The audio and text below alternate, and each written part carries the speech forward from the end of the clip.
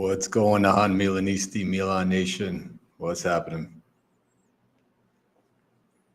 All right.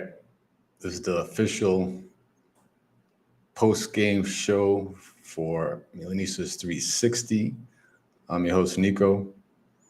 And today we're going to talk about Milan's 3-1 win over, sorry about that, give me a second, over Club Brugge. All right, before we dive into the recap of the game, defensive analysis, key matchups, defensive player of the match, we're going to kick off the show with a new intro song, especially for the Champions League run. All right, stay tight, Milan Nation. Here we go.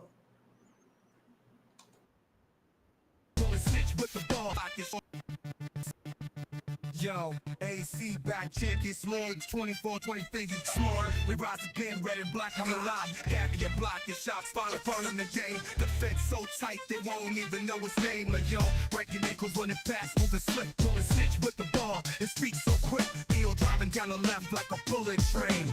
Balls in the back, opposition feel the pain. Milan back in action, we rise with the storm. We light up the stage, they season top form. Despite the struggle, despite the shame. Red burning Ibra played a dirty game. 5 second week, no tactical flair. But our players on the field, they don't even care. Milan back in action, we rise with the storm. We light up the stage, AC's in top form. Despite the struggle, despite the shame. Red burning Ibra played a dirty game. 5 second week, no tactical flair. But our players on the field, they don't even care.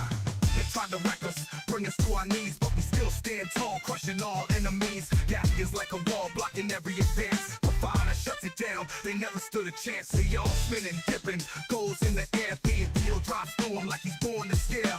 Ballistic on the wing, dancing with finesse. Milan's back, baby, you can feel the stress. Milan back in action, we rise with the storm. We light up the stage, AC's in top form. Despite the struggle, despite the shame.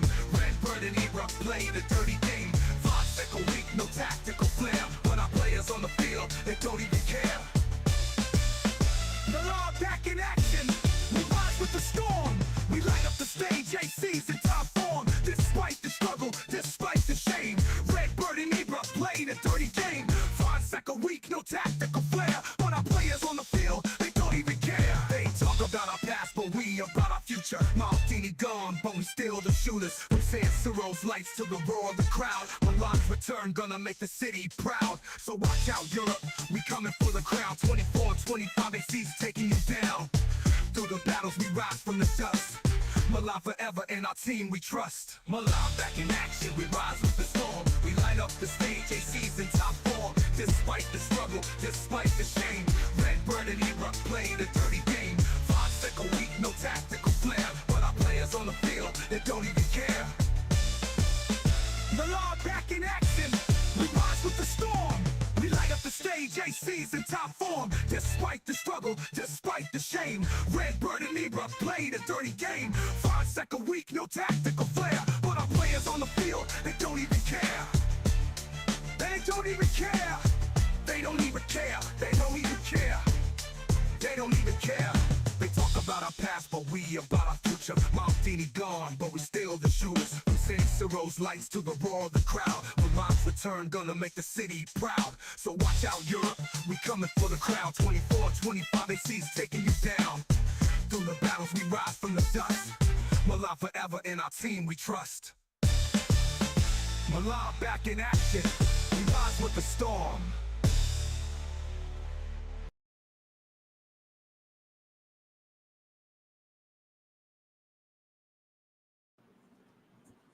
All right, Milan Nation. That's our newest Milan track. All our music can be found on our YouTube channel. All right, we got 2 sides. We got it. The first side is all lovely Milan tracks, supporting the club, an Interista diss track based off Interista Fanculo, and then the B side is not suitable for sensitive fans, aka Redbird fans, aka Maldini haters. All right. you're one of those two, I suggest if you're going to listen to the music, I know don't cry, don't be upset, because I've warned you. There's a warning label on that B-side, all right? Not suitable for sensitive fans, all right? Because like we always said on this channel, we support the club no matter who owns the team, all right? And from the beginning, we've never supported Redbird, all right? And that being said, let's get on today's post-game show. All right, Milan Nation. So obviously we won 3-1 today. You know, overall, not a bad game. Nothing to be impressed about, but a win's a win at the end of the day. Right? You know, final score was 3-1. Obviously, you know, there's a red card that changed the complexion of the game. But early on, you know, these are things I wanted to discuss on my pregame, never got a chance to. But going into today's game, I knew that the left side was going to be an issue for our club. That's Emerson's side. All right. Because of Cholis, who's a Greek player who plays in that left side on for Club Brugge, was going to use his speed, his power. He's a powerful kid. He's strong on the ball to take advantage of Royale's, you know, being out of position, his not being aware where he is on the pitch, his bad stance, his just overall defensive game. All right. Because he's not a speed merchant, your typical EPL defender that relies on speed and that can get away with being out of position. Royale's not that guy.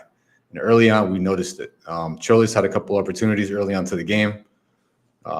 Being that Royale was out of position, he was being pushed up on the field due to Fonseca's instructions. You know, he had a couple good chances. Mike saved our butts again. All right. Gabi had to recover, you know, in place of Royale being out of position, not be able to recover in time for Cholis to break out on that wing. And, you know, Gabi did his part, you know, kind of slowing him down, making it a little bit more difficult. And Mike made some really good saves early on in the game. And later they hit the crossbar as well. So listen, the first 20, 25 minutes, I'd say, we came out dead. Came out like we didn't care, came out with no intensity, no fire, no passion, not willing to fight for the badge, not willing to fight for the coach. All right. Luckily, it was Club Brugge. They don't have a bunch of started players. If they had more clinical players, they would have scored goals today. They would have put at least a couple of those chances behind the net. And they would have changed the complexion of the game. But these issues we know we've gone over and over again 100 million times. All right. But more importantly, we won. We got 3 points. All right, hold on. Before I forget, guys, I'm getting ahead of myself here. Let's throw this up here. Let's get rid of this. All right. Let's use in the chat real quick. What's up, Kim? All right. Kim, I'll get to your comments in a minute there. All right. Well, that being said, all right, let's get into the full recap of the game, and then we'll get into breakouts into the defensive stuff. So early on, Cholis had a couple of chances, opportunities, being that, you know, Royale was out of position. Gabi had to recover, slow down Cholis down. Mike made some really good saves. You know, he had really good chances.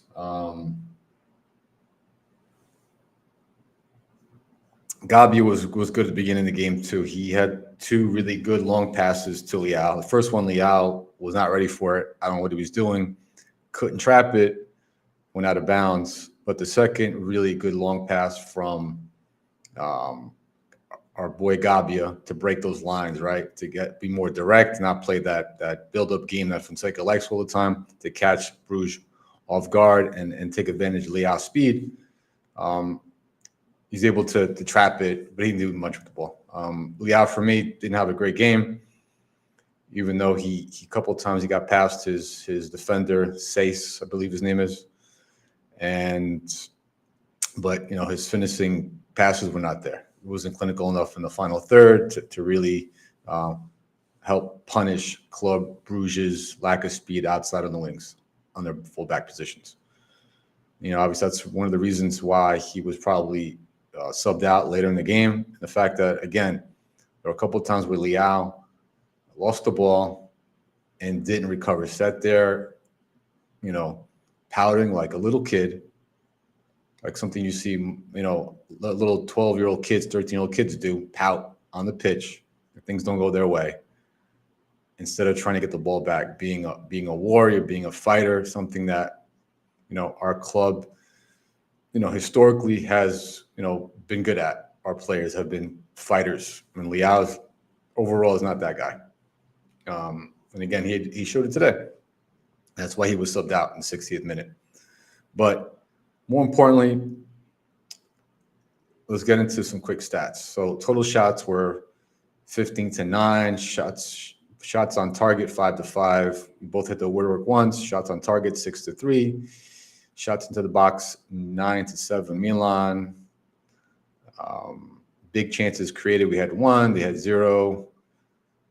Touches in the penalty area 33-11. Obviously, because of the red card on Tajani, the guy stomped on his foot. Almost broke his ankle. It was a good red card. Even though Tajani did take a bad tackle, he put himself in a really bad spot. But regardless, the guy stomped on his ankle, got the red card deservingly, and they were down with 10 men. All right.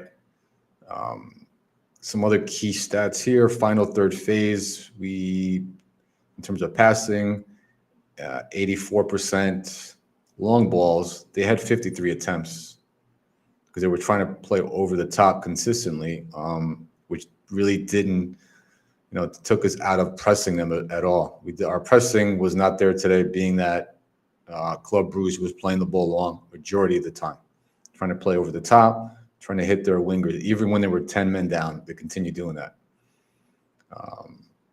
And we had 29 long balls, 72%. Ground duels, kind of a toss-up. Well, 56 to us, 44% to them. Aerial duels, we beat them at area duels. Defending, tackles won. We won 90. They won 76. Recoveries 38-37. That was pretty much break even. And clearances 8-10.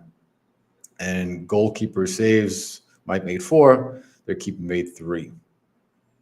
All right, Mike made some really key saves early on in the game. Even when they were 10 men down, Bruges was still dangerous. Now, again, I know some fans out there are probably getting a little excited over this victory, thinking this shows Fonseca's tactical genius, that he got everything right today. Listen, in my opinion, this is on the players. The players won this game. All right. Tajani with his 2 goals, being at the right place at the right time on those 2 cutbacks,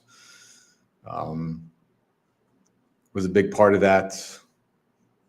Pulisic's goal in the first half as well on that corner kick. That wasn't just on Pulisic as well. Just a key thing to remember on that corner kick, that in swinger from Pulisic.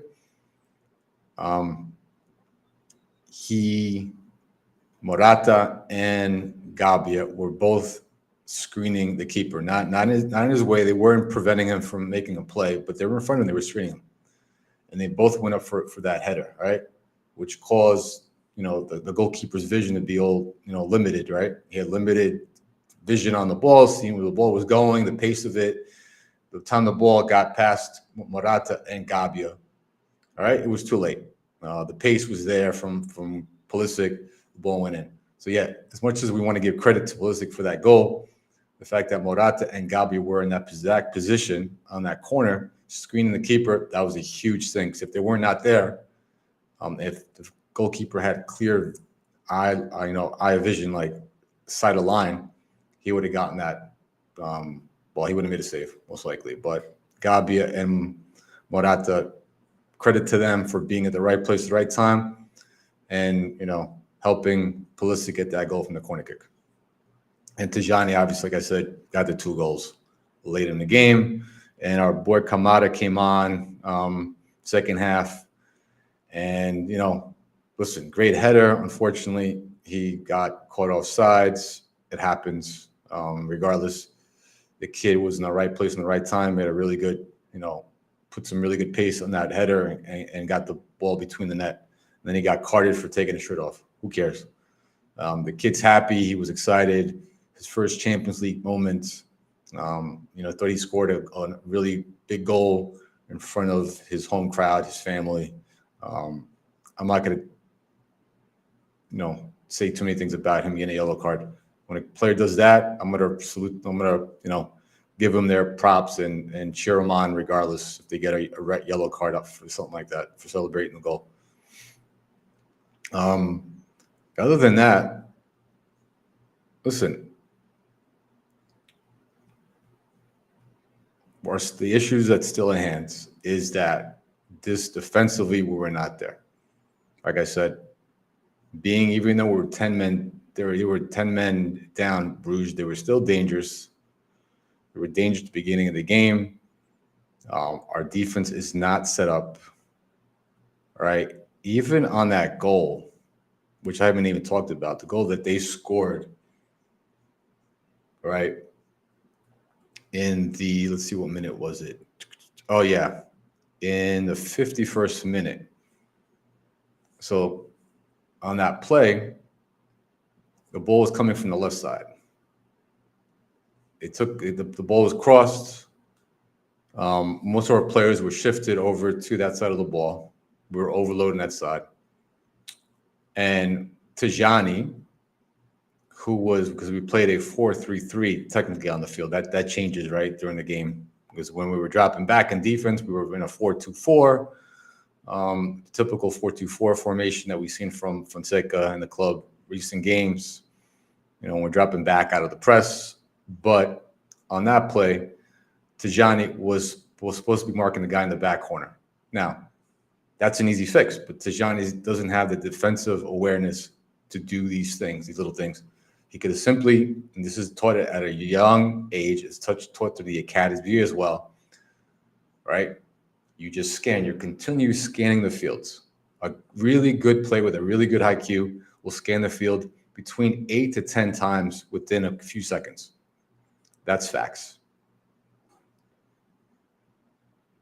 And Tajani doesn't do that. If you simply scan the field, checking his back shoulder like you're taught, he would have noticed there was a guy in the back corner, on the far post.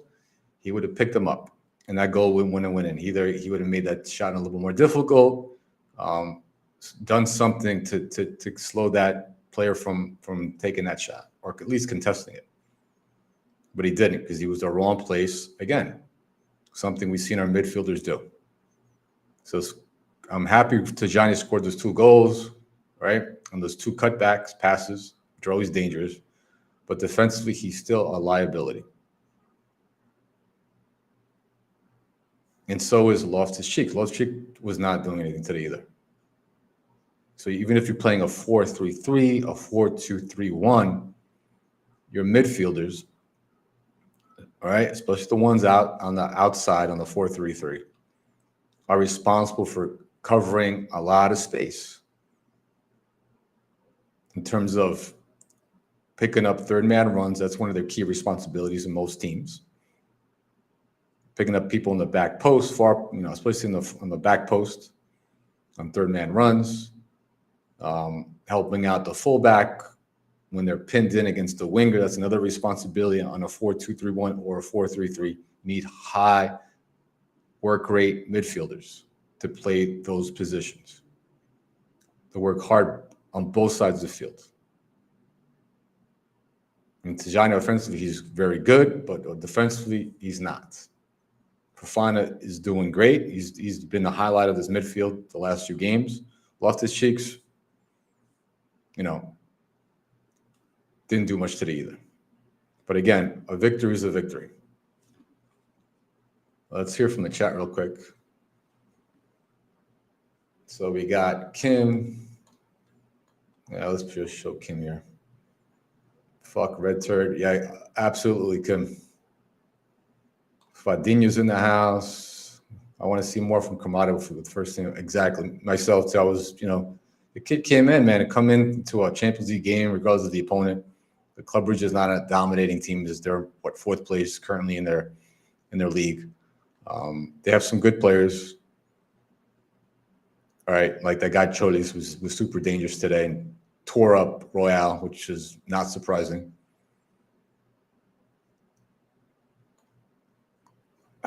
Yeah, exactly. What Milan's missing is creative players in the midfield. We don't have any playmakers. Tijani sort of does that, but not exactly. From time to time, I'd like to see Liberali play more and see what he can do. Well, yeah, dude, he runs, like I said, he's the typical EPL player on the defensive side. He just runs around with no direction. And matter of fact, when McKennie came over from the EPL and played at Juve, one of the first things that he said, he said to a reporter, in EPL, we run around with like headless chickens. We just run around without a purpose, with no purpose. But in Italy, what he's learned over the years of playing at Juve, especially under Allegri, there's much to that. There's much more to the game than that. You have to run with a purpose. All right? Just because you blow up the heat map, all over the place, you're covering the ground, that doesn't mean jack shit without contact, without any context. All right. To me, that just shows me you're just running everywhere. You can cover a lot of field. You have a high engine, high work rate, but you actually accomplish anything when you're covering that much ground. And Loftus-Cheek does not do that at all. Same thing with Musa most of the time. What's up, Camarlo? Loftus-Cheek can't do anything else other than the Mazzella in a 4-3-3. He played with some. Yeah, listen. On that point. So I broke down Loftus-Cheek's time at Chelsea. And during that team, I think it was 2018, 19, around that time. If you look at the supporting staff that he had, the players that he had around him, Hazard, that Chelsea team was really good overall. They were good defensively too, obviously, with Sarri. He was good in that system because of the supporting players that he has. And if you put him in that position now, besides Fofana, he has Tijani. And he has also look who's behind him. You either got, if he's playing on that left side, that right side of that 4-3-3, he's got Emerson. And he's got to worry about Emerson not doing his job most of the time. Or in this case, if he's playing on Theo's side, I believe he was on Theo's side today. Theo's, it's a give or take. It's a hit or miss with Theo defensively. I mean, he's got the recovery speed to get back on defense, right? Something Royale does not have. And they showed it today against Cholis, who's not a top-rated winger. He's not Mbappe. He's not Vinicius. He's not Rodrigo. None of these guys.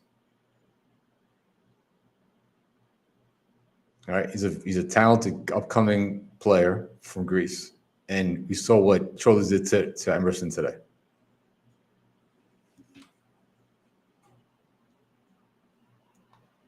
Yep, exactly. He doesn't even make out the best of his physical structure. Yeah, with all that, he doesn't know how to use his weight properly. That's something you got to learn. He doesn't do that enough at all. But with that being said, guys, thanks everybody for keeping the chat going. Let's get to the next key matchups. All right, let's bring up the graph and get this going. All right, let's get rid of the captions. All right, key matchups today. So first one that was a key matchup going is Royale versus Cholis. Cholis overall, abused Royale, being that Royale was out of position. And regardless of whatever Fonseca is instructing him, because Fonseca, a lot of times you can't instruct your players everything that they do. This is not basketball, where the pitch, the sidelines are closer. You can hear your coach from the sidelines. All right, you can't hear what your coach is instructing you to do. So, as a player, if you're an intelligent player, and the coach allows you to give some kind of freedom, which good coaches should, because you can't dictate everything your player is going to do every second of the game, because things changes on the fly. The game is very dynamic, very unpredictable. Even if Royale was instructed to go up, at some point you need to realize as a player, and Clapper has been he's done this before as well. I'm not picking on just on Royale here, but you need to make those adjustments during the game and say, okay, I know my coach Fonseca is telling me to go upfield and try to create something, which he didn't create nothing, by the way, today. I don't know what's the point of him going up the field. He's not creating any dangerous opportunities for us. He's just taking himself out of the play again and again, causing mismatches on that side of the field. Right? There was a couple of times where even Gabi was on a 2v1 because Royale was out of position. And again, guys, I'm saying this because I love the team, but these are things we need to address. We did win today, yes, 100%. We should be, happy with that to a certain degree. But sit there and say, wow, look at us, and say we won, look at Fonseca ball, and this and that. This was not, or this is what management's doing. Look at the team they put together. Our Scudetto winning team, the team that even went to the semifinals. I don't care who they had to beat before that. You beat the teams you have in front of you. They got to the semifinals. They lost to Inter, yeah. But up to that point, they were playing really good ball, especially against Napoli, who had a great season that year because of the players that we had, the dedication we had. And that team would beat this team. Best out of three. Because they're a much more balanced team, that team under Pioli when they made the semifinal run. And the Scudetto winning team as well would beat this team best out of three. All right, because players like Krunic, even though he was he had his moments where we were like, what the hell, Krunic, what are you doing? In the right moments, Krunic was a good defensive player. He was a destroyer. He knew his role really good. And then when you needed him, he did his job. All right. So anybody out there thinks that, look at Fonseca ball, and Fonseca's a great coach. He's going to get us to the Champions League, and this club is this current squad better than the Scudetto winning team? You're absolutely wrong. All right, so Real lost that battle against Chelsea. Morata, Cooper, sort of a draw. Cooper did a pretty good job. Morata didn't have many opportunities. Cooper's a really good center back. He's physical as well. Leao / Okafor versus Cesc. Leao should have done a lot more against Cesc. He didn't create much for us. He got past him a couple of times, but those balls in those final third are not there as they should be at this point of his career. All right, we should expect a lot more for our number 10, supposedly our most gifted player. But he needs to work harder on his game during training. I said this 100 times. Okafor, look, on the limited minutes he did great because he got past Cesc that one time in the second half, even though they were a man down, he took his man on, placed a really good cutback pass to Tijani, making that run into the box. All right, and we got the goal. Now the midfield was kind of a even out series. It was an even battle, and especially since we were up a man as well. So those were your key matchups today. All right, we did win a lot more balls in the midfield, so I'll give the edge to our team, midfield overall. But obviously, Club Brugge did not play through their midfield a lot, so we didn't get to see a lot of, battles, 1v1s and those, situational things in the midfield that we usually see with teams building out from the back. They were trying to play over the top again and again. So I didn't give a chance for midfield to counter press, try to get the ball back in good positions and win 50-50 balls. We just didn't see enough of that today. All right. Let's see. Let's get out of this. Let's get back into. Hold on here, guys. I need somebody to run my board so bad. It's too many goddamn buttons, too many graphics to choose from. All right. Let's go back into the chat. All right. So, Fadinho.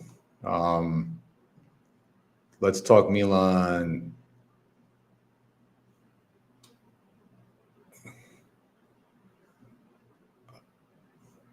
All right. So, I'm guessing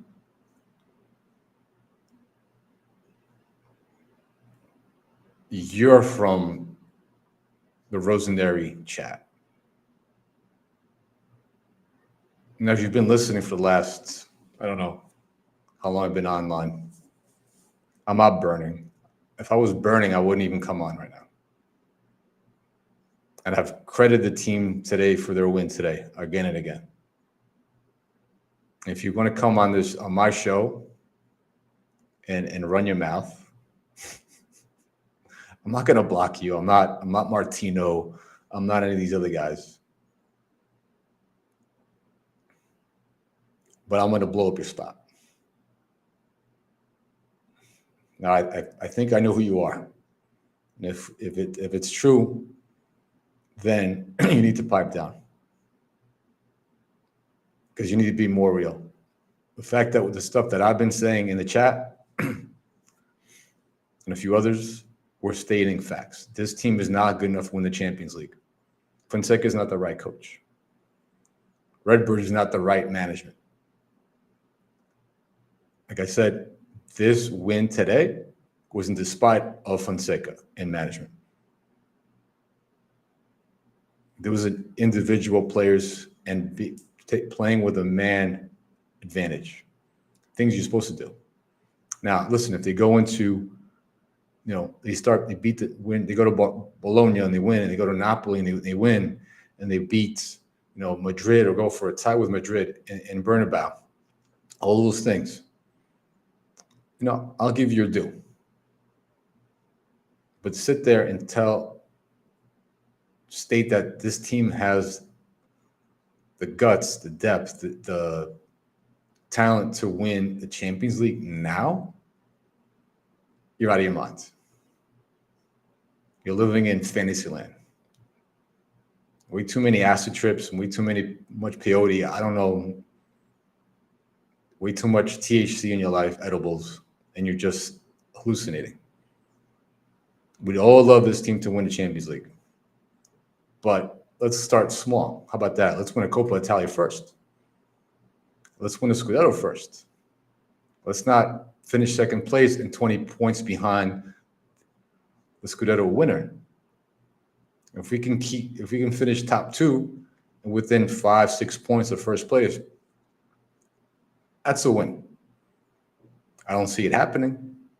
Let's focus on that first. Let's focus domestically. Let's focus on getting an Italian core again.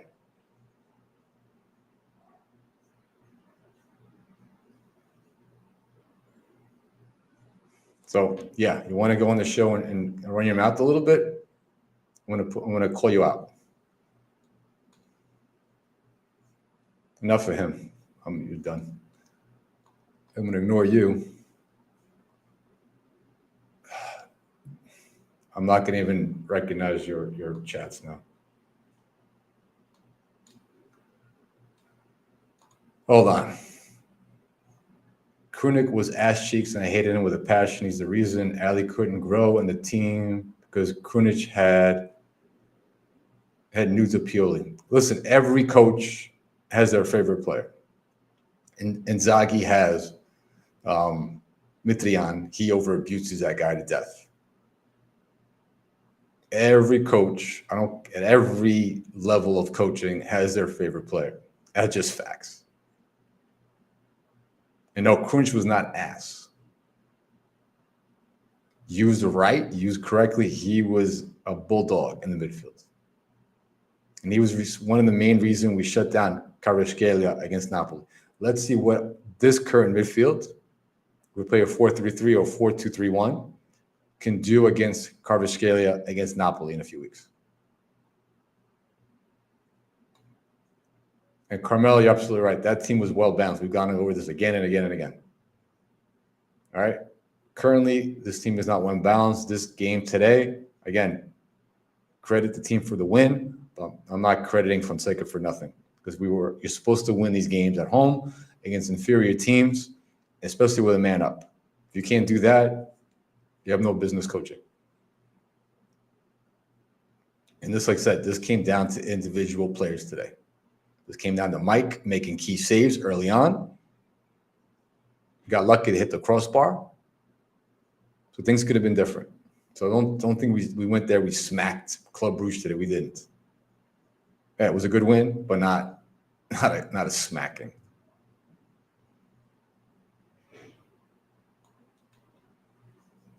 All right.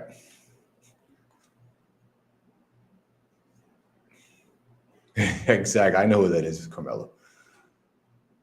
Next, I appreciate watching the show. Yep, exactly. Kunik was very useful in the economy of the play in that Milan. If he was, and it wasn't, he didn't take Adli. Adli needs to earn his spot as well. You know, I mean, we saw what Adli's doing now, but listen, it is what it is. Some kids don't have a, yeah, some kids don't have a clue. That's fine. They'll learn. You know, myself and Carmelo and a few other fans, you know, especially I'm guessing if we're in our mid 40s, late 40s. I'm in my late 40s. You know, I expect better. I expect this team to be where it needs to be, and that's not going to happen for quite some time. All right. Enough of amusing this guy. Of course I know who it is. Come on. So obvious. All right. Next, we'll get into the next segment of this show, defensive player of the match. Now, I'm gonna leave it up. I'm gonna put this question for the chat. Defensive player in the match. I don't care. I don't want to hear offensive player. Because we all know who that was, probably Tajani, I would say. But defensive player. Let's hear it. I'm putting this out in the chat. Everybody in the chat tuning in, give me your thoughts. Was it Mike? Was it Royale? Was it Gabbia? Was it Tamori? Was it Theo? Was it Fofana? Was it Cheeks or Tajani? And let's just have some fun. Who was the defensive flop of the game?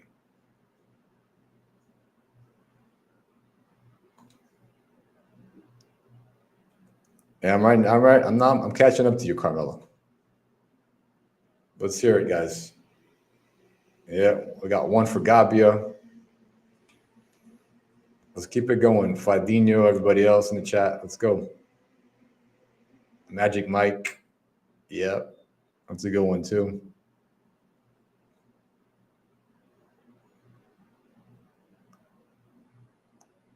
And I better not hear Fonseca player of the match, defensive player of the match.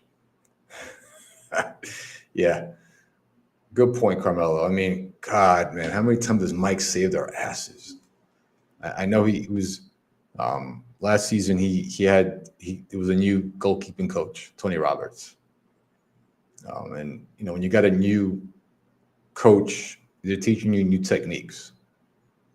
All right, just like if you know anything about baseball, when you have a team gets a new hitting coach, they change your technique around a little bit, how to swing the bat, and little things like that. And sometimes certain players struggle at the beginning, right? And even though they might have been really a great hitter the season before with a new hitting coach, they tend to dip a little bit, and then they adjust.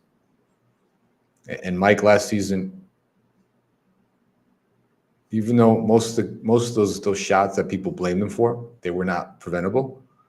We expected more from him, right? In certain times to make that exceptional save, the fingertip save or the kick save, right, with his boot, something, and he didn't.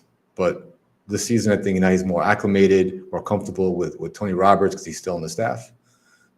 We're seeing that peak Mike, right?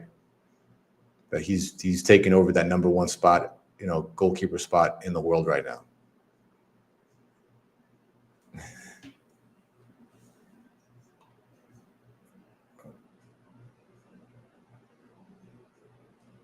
Yeah, Gabia. Flop chicken round. Flop chicken guy that gets a kick in the face. The way he played. Yeah, I don't even know what we're doing with that guy in the field, man. I don't know.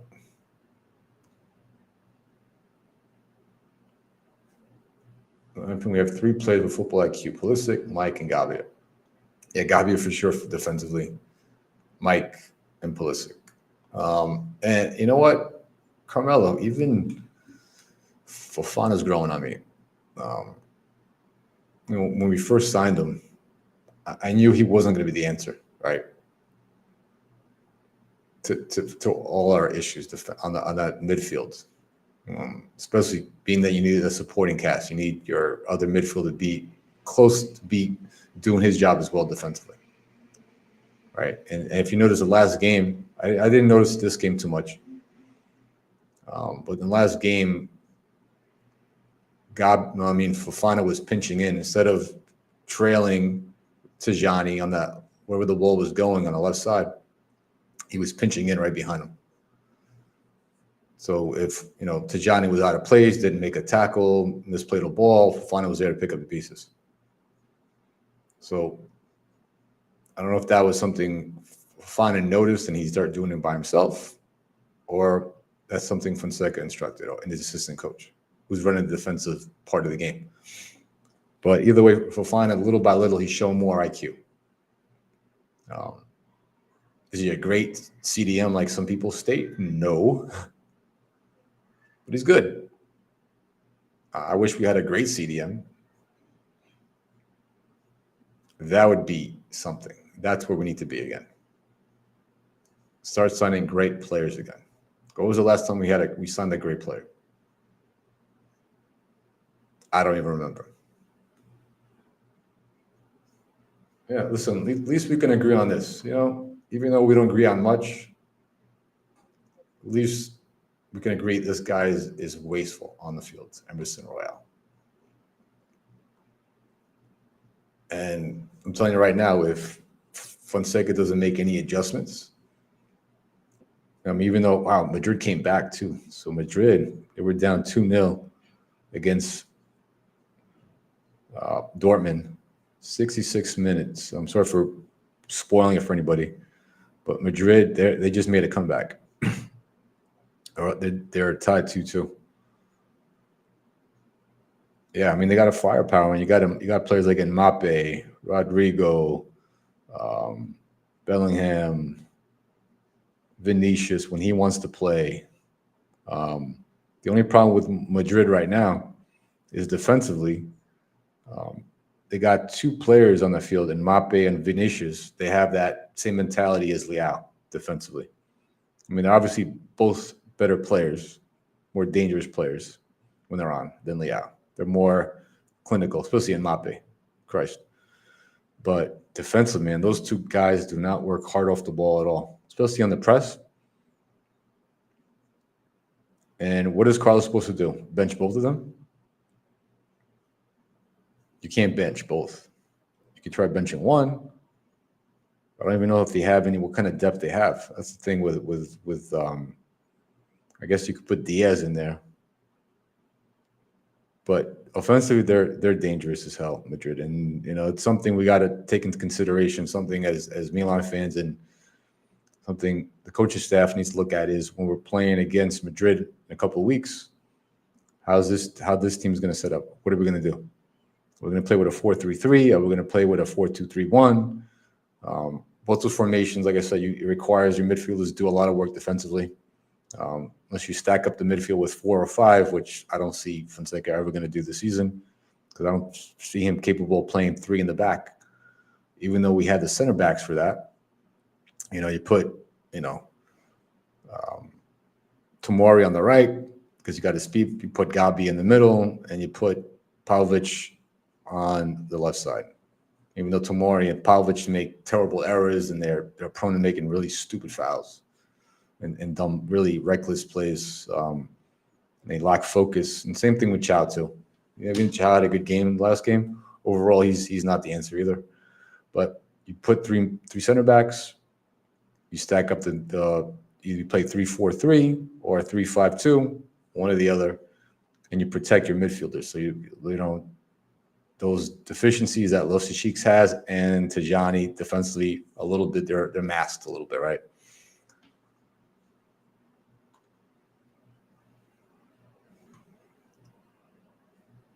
Well, he should. I haven't seen enough games, but man, like the stuff that I've been reading, I follow some Madrid tactical accounts online. They put up some good tactical stuff out, reports. This is the same thing they're complaining about, and then even crazier. This is how Real Madrid fans they hold their team to a super high standard. They're not happy with Carlo right now. There's a few of them that are very vocal. They don't like the way the team's playing. They don't like their performances. They're wanting Carlo out after this season, even after everything that he's done for the club. They say that all his Champions League wins are lucky. Look, you don't win that many Champions Leagues. You go to that many finals being lucky because you find ways to win.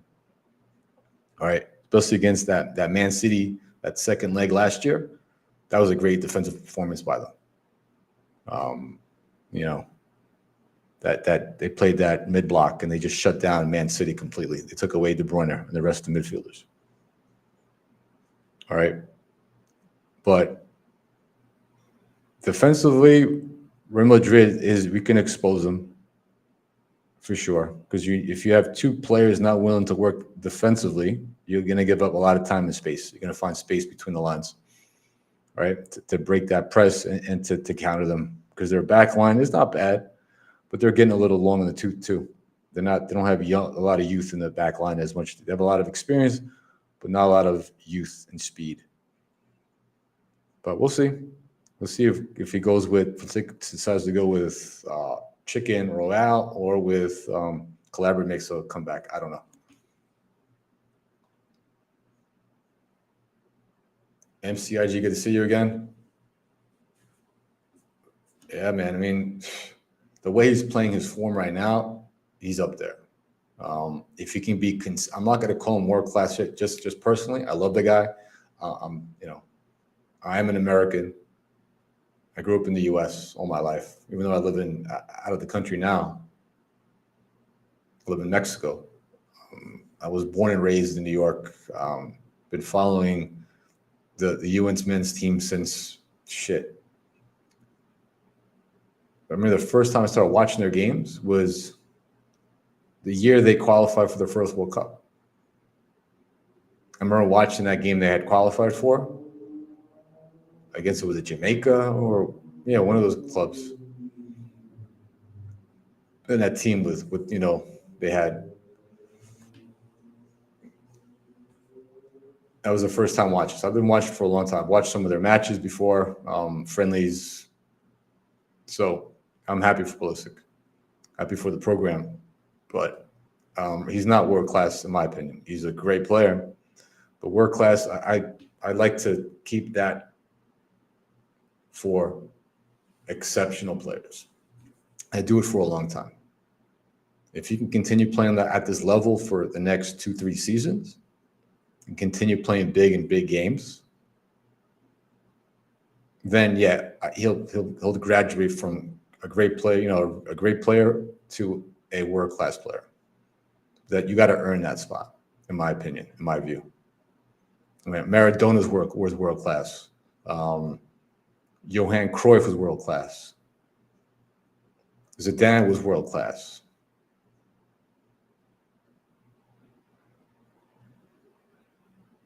Goulet was world-class. Van Basten was world class. Those are world class players, in my view.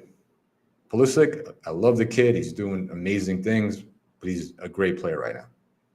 Do it for a little bit longer, be more consistent. And yeah, you'll for me, I'll call him world class someday.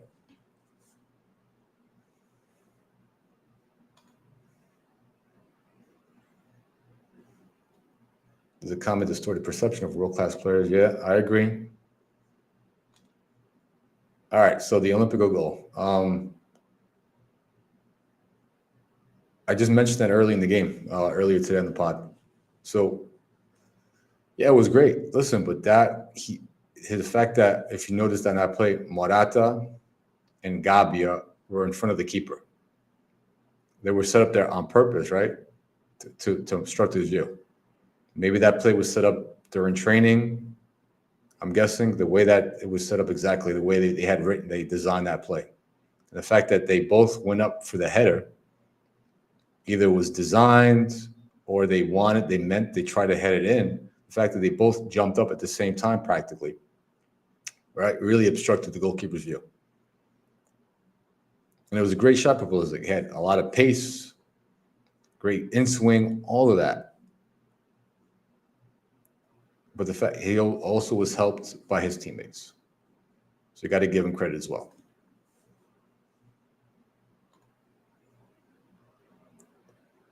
Yeah. He's an exceptional player. I can even call him great, Carmelo. But if he keeps doing what he's doing for another couple seasons, yeah, maybe he'll turn into a world-class player. It's possible. He's young enough to do it. Anything's possible.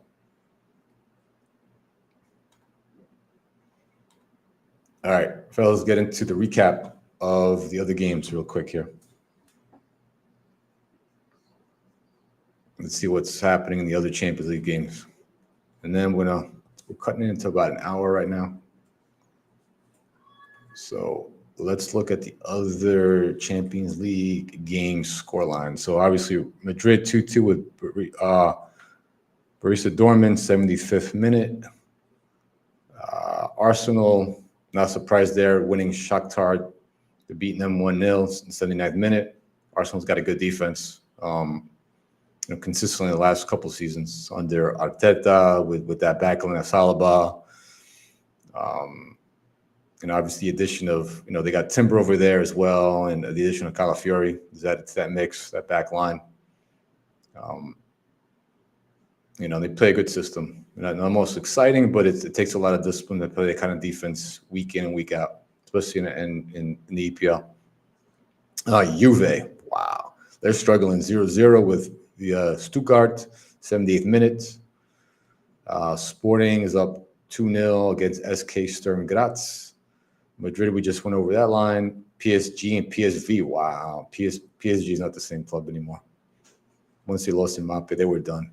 1-1 with PSV, 78th minute. And Girona, no surprise there. They're a pretty high-powered team. They got some nice players. 2-0 in the 80th minute over Slovan Bratislava. So that's today's. And let's see what we got tomorrow. Tomorrow we have Atalanta's playing Celtic. Atalanta, I think, should be favored to win that game. Celtic's always a tough team. Brest, Leverkusen should win that game. But you never know. Brest is, they're a fast-paced French team. Leipzig is playing Liverpool. That's a good style of good matchup of teams that both press and counter press pretty good. I think that's part of Leipzig's system, right? It's always been part of their DNA. The Red Bull DNA is the counter pressing. And then Man City's playing Sparta Praga. Man City should win that game, but you never know. Barcelona Bayern, that's an interesting game. Especially with Barcelona's coach. Hold on here, guys. Yeah, Barcelona's coach Flick. He's German coach, knows the German system really well, playing Bayern Munich under new coach company. Bayern, that should be a really good game. Bayern's been playing some really interesting football this season. Atletico Madrid against Lille. Madrid should win that, but they had a pretty good game last time against Real Madrid, so you never know. RB Salzburg is playing Dinamo Zagreb. And Benfica, Feyenoord, and Young Boys Inter. All right. Young Boys, take care of business, beat those snakes. All right. I hope so. But, as being analytical about that game, Inzaghi makes the right changes. He's always adapting to things when things are not working right. So I expect Inter to win that game. Even though I want them to lose, I would love them to lose so I can throw it in Inter faces. But Inzaghi is one of the top coaches in Europe, and they have a pretty good team. They have a lot of depth in that team. All right, so that's tomorrow's games as well. And in terms of us, Milan's upcoming schedule, we have Bologna, Milan on the 26th. Let's see how we line up in that game, how we rotate our players. Keep an eye out for Lucumi. Lucumi is a center back there. He was partnered up with Calafiori last season. He's a really good center back, one of the best in Serie A. He holds that back line. Milan. Then on the 29th, we're playing Napoli. That's going to be a big matchup for us. Supposed to be a big matchup for our right back and our midfield. See if they can slow down, if they control the midfield from Ingiza and Laboca, but Laboca might be out for the game. But if they're on the field, both of them, our midfield's going to be challenged for sure. Those two midfielders are extremely good. Monza, and then we're playing Monza on the 2nd. And then we're back at Champions League action against Real Madrid at the Bernabeu on Tuesday, November 5th. And then just going further down the line, we're playing Cagliari on the 9th. All right, so that's the upcoming schedule for our team. All right, and dude, one other thing, guys. So, hold on.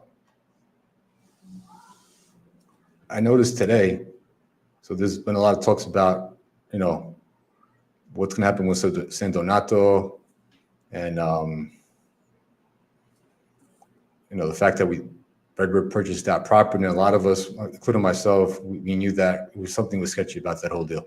We thought maybe that was, being that they haven't broke ground, haven't done anything with that land yet. They just fenced it off. It doesn't mean anything. Doesn't mean jack shit. We were promised by Jerry we're going to build their own stadium, blah, blah, blah, state of the art, et cetera, et cetera. But being that the bureaucratic system in Italy is broken, something Jerry should have known about, and not made these promises. Looks like there's nothing to be done at San Donato. That was just some smoke screen to blow it up the fans' ass, to blow it in our face. I think that Redbird was actually doing something to build our own stadium going forward. But that seemed to me like it was just to entice potential investors.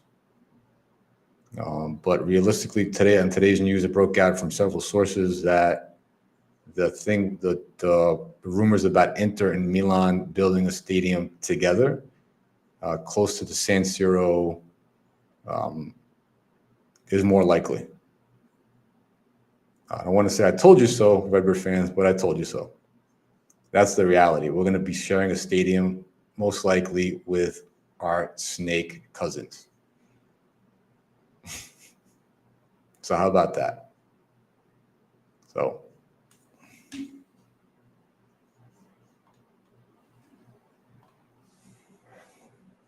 San Donato's piece of land acquired from Jerry comes to good, gathered to deluded, gullible Milan fans.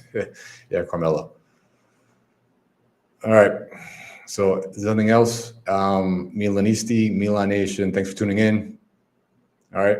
Appreciate everybody's comments, even the ones that I called you out. It's all in good banner. Oh, shit. Hold on. They only got something for against Juve. Wow. Damn. Wait, that puts Juve in a bad spot. Yep, exactly. All right. Milan Nation. Thanks again. Forza Milan as always. And Redbird out. And Fonseca, you're on the hot seat still, man. You need to prove yourself long term. All right. Later, fellas. Later, Milan Nation. If you haven't done so, hit the like button, subscribe as well. And anybody's watching the show afterwards, just leave any comments as well. I appreciate it. All right. Take care and enjoy the rest of your week. Enjoy the games.